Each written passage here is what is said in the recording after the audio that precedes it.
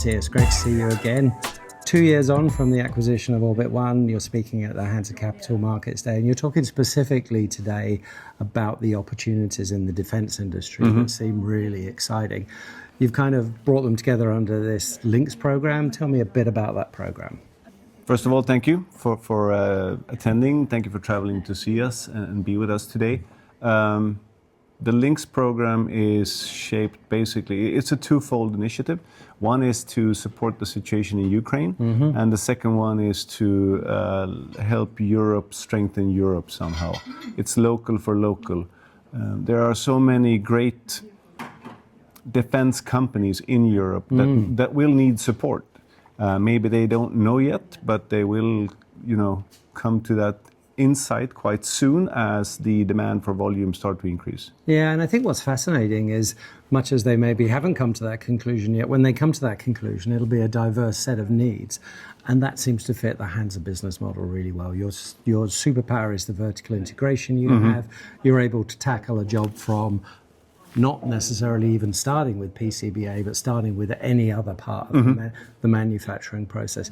That gives you unique opportunities. I mean, we can basically take any technology and then kind of reverse engineer that backwards into full assembly, full manufacturing. Yeah. Whether we start with mechanics or cables or electronics. So yes, we are the only company that I see hold that superpower in terms of vertical integration. Yeah, and that superpower seems to stem from being able to optimize the supply chain for them and for you to extract the most value out of it for both parties. And Eric talked about a lot about voice of customer and reflecting customer needs. That's super important in a fast-moving area like defense. We know how challenging that market is at the moment. And I would say any supply chain benefits from a solid, good, deep understanding. Rewiring of supply chains, reducing tied-up capital, increasing flexibility, improving on-time delivery, etc. Any type of activity like that, or any customer will benefit from that. That's and I mean, defense customers is one thing, but I would say overall, the advisory services that HANZA can provide is, if the vertical integration is our first superpower, then the advisory services being able to help customers and rewire the supply chain, that's the second superpower. Yeah, they're huge when you combine them as well. That's where it becomes particularly valuable. One of the areas that's really interesting in the defense market is the drone market. We're seeing a demand for drones. We're seeing a demand for anti-drone drones. We are starting to see drones as a consumable. Is that an area that you see as a substantial area of expansion? We have active drone manufacturing programs. We have more in the pipeline. The difficulty with drones is that today every defense company has drones, and the question is, who is the right player for the future? Yeah. It's almost like solar panels. Yeah. When you and I, 15 years ago, we talked about solar panels. They were manufactured everywhere. Today they are probably manufactured in 2 or 3 locations worldwide. And I think you touched on it, drones is becoming a consumer product. And maybe, you need to figure out who to work with. Will we manufacture drones? Absolutely. Will it be our core competence? No, I don't think so. No, I'm inclined to agree with you. And I think one of the things that also came through today when I was listening was actually thinking really hard about who HANZA customers should be, because HANZA customers have to understand the value of HANZA in a box and that vertical integration and the manufacturing made easy ethos and the HANZA as a one business kind of model.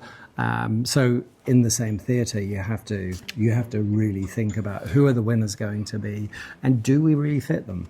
Yeah, and I always say that we don't want to sell what the customer wants. We want to sell what they need, and being able to get to that level of conversations require a strong partnerships. It requires the right people on both sides of the table or same side of the table. So I would agree with you. It's the future lies in the correct and right partnerships. That gives the opportunity to build these superpower enforced supply chains. Yeah, and it starts with openness and it ends with this fierce collaboration. Absolutely, that you're really, really good at. Last thing, which I thought was fascinating when I was looking at your presentations, on the right-hand side, you were showing some large vehicles, some armored vehicles and stuff. And I actually thought, that doesn't feel very much like EMS, but looking at HANZA in a box, looking at the success you've had with Mitsubishi, so looking at those products through a HANZA lens, they seem viable problems that you can solve. I mean, we are in the heavy construction equipment industry. We don't do complete vehicles, but we do very close to complete vehicles. Taking the step from that into maybe doing a complete, either unguided or guided vehicle,